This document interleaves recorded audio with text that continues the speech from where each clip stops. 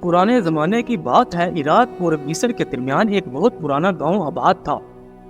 इस गांव का नाम रामगढ़ था। सदियों पहले ये गांव बड़ी रौनक वाला मुकाम हुआ करता था। बाजारों में हजूम रहता, घरों में चिराग रोशन रहते थे।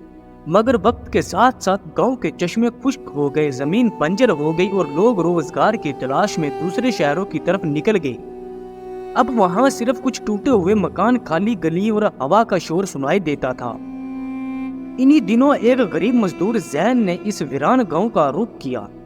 जैन का ताल्लुक एक छोटे से कस्बे से था। वो रोज ईंटें उठाता, लकड़ियां काटता और मेहनत मजदूरी करके अपनी बीवी और 2 बच्चों का पेट पालता था। मगर बदकिस्मती से शहर में काम कम होता जा रहा था। एक दिन इसे खबर मिली कि ईरान के शिमाल में एक पुराने गांव में कुछ इमारतों की मरम्मत के लिए मजदूरों की जरूरत है और वो मजदूरी आम दिनों से ज्यादा दी जा रही है।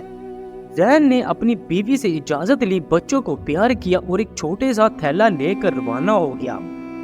इसे मालूम न था कि ये सफर इसकी जिंदगी का सबसे बड़ा इम्तिहान बनने वाला है।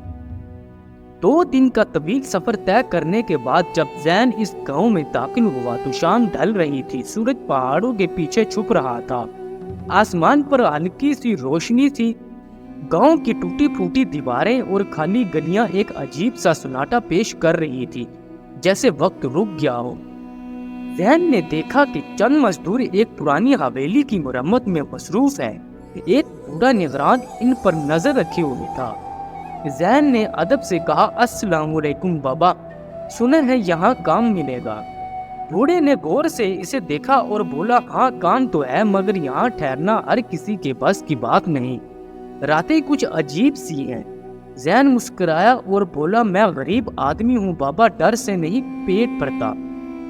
काम बताए, मैं मेहनत से नहीं घबराता। बूढ़े ने सर हिलाया और कहा, ठीक है, कल से तुम भी बाकी मजदूरों के साथ दीवार की मरम्मत करना। रहने का इंतजाम इसी हवेली में है। रात हुई तो सब मजदूरों ने पुराने कमरों में बिस्तर बिछाए। जैन एक कोने में लेट गया। हवा चल रही थी, खिड़कियां चरचरा रही थी। सब थकन से सो गए। आधी रात को जैन को किसी के चलने की आहट सुनाई दी, जैसे कोई ऐसा ऐसा गली में कदम रख रहा हो। इसने आंख खोली तो देखा दरवाजा खुद ब खुद हिल रहा है। इसने दिल ही दिल में आउज़ बिल्ला पड़ा और ऐसा से बाहर झांका। गली में सफेद लिबास में लिपटी हुई एक धुंधली सी औरत की परछाई चलती नजर आई।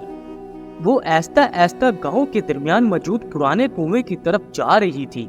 जैन के रोंगटे खड़े हो गए, मगर हिम्मत करके वो इसके पीछे चल पड़ा। जब वो कुएं तक पहुंचा तो साया अचानक गायब हो गया। वहां सिर्फ हवा थी और टूटी हुई जाली। सुबह इसने मजदूरों को वाकया सुनाया तो सब खामोश हो गए। एक ने धीरे से कहा, ये साया हर रात यहाँ आता है। कहते हैं ये गांव की आखिरी रईस ज़ादी का साया है, जिसका खानदान एक तूफान में खत्म हो गया था। अगले दिन जैन ने हस्बे मामूल काम शुरू किया। वो सबसे ज्यादा मेहनती था, इसलिए जल्द ही निगरान की नजर में आ गया। निगरान अक्सर इससे अकेले बातें करता और गांव की तारीख सुनाता। वो कहता, ये गांव कभी दौलत और इज्जत का मरकज था। रईस खानदान ने यहाँ महल बनवाए, बागात लगाए, फिर एक कहत आया, लोग मरने लगे। रईस खानदान ने अपनी दौलत छुपा दी, मगर वो काफिला तूफान में बह गया। कोई नहीं जान सका कि खजाना कहाँ गया।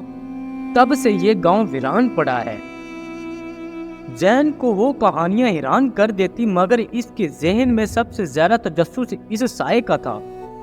तीसरी रात इसने फैसला किया कि अब वो हकीकत मालूम करेगा। आधी रात तो वो साया फिर नमूदार हुआ। जैन चुपचाप इसके पीछे हो लिया। इस बार साया गांव की एक पुरानी मस्जिद के पीछे गया। वहां एक छोटा सा दरवाजा था जो मिट्टी में दबा हुआ था।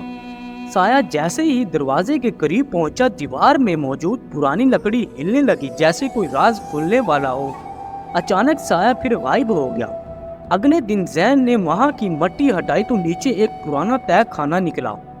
सीढ़ियां अंधेरे में उतर रही थी। इसने मशल जलाई और नीचे उतर गया। अंदर पुरानी ईंटों की दीवारें और लकड़ी के ढांचे थे। आखिरकार इसे लोहे की संदूकची मिली, जिस पर पुरानी तुर्की जुबान में कुछ लिखा हुआ था।